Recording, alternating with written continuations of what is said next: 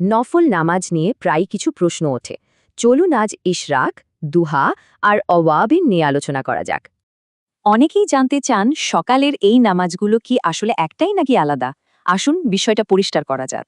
প্রথমেই বলে রাখি, এই সবগুলোই কিন্তু নফল নামাজ, মানে এগুলো ঐচ্ছিক, ফরজ নয়।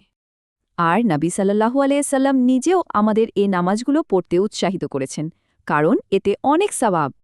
আচ্ছা, তাহলে সময়ের তারতিব অনুযায়ী শুরু করা যাক। একদম সূর্যোদয়ের পরের নামাজটা দিয়ে, যেটাকে বলে ইশরাক।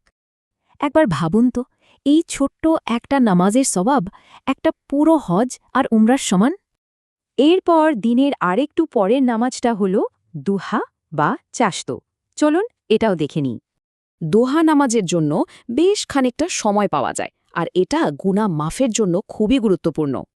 এমনকি এই নামাজকে শরীরের প্রত্যেকটা জয়েন্টের সদকা হিসেবেও ধরা হয়। কি দারুণ ব্যাপার! তো এখানেই আসল প্রশ্নটা আসে, তাহলে কি ইশরাক নামাজটাই দুহার একদম শুরুর সময়? এই বিষয়ে আলেমদের মধ্যে কিন্তু দুটোই মত আছে। কেউ বলেন একটাই নামাজ, কেউ বলেন আলাদা। আচ্ছা, ব্যাপারটা যখন প্রায় পরিষ্কার, তখন আরেকটা নাম চলে আসে, সালাত আল আওয়াবিন। এর মানে হল যারা বারবার আল্লাহর দিকে ফেরে তাদের নামাজ। কিন্তু এটা কখন পড়তে হয়? আওয়াবিন নিয়েও দুটো মত আছে। একদল বলেন এটা দোহা নামাজি, আর একদল বলেন এটা সন্ধ্যার নামাজ। সন্ধ্যার আওয়াবিনের ব্যাপারে বলা হয় এর ৬ রাকাতে ১২ বছরের ইবাদতের সওয়াব মেলে।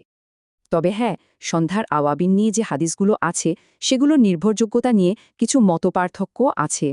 তাহলে মূল কথা হল, ইশরাক, দুহা, আওয়াবিন সবই অনেক ফজিলাতের নফল নামাজ, তবে ব্যাখ্যায় ভিন্নতা আছে।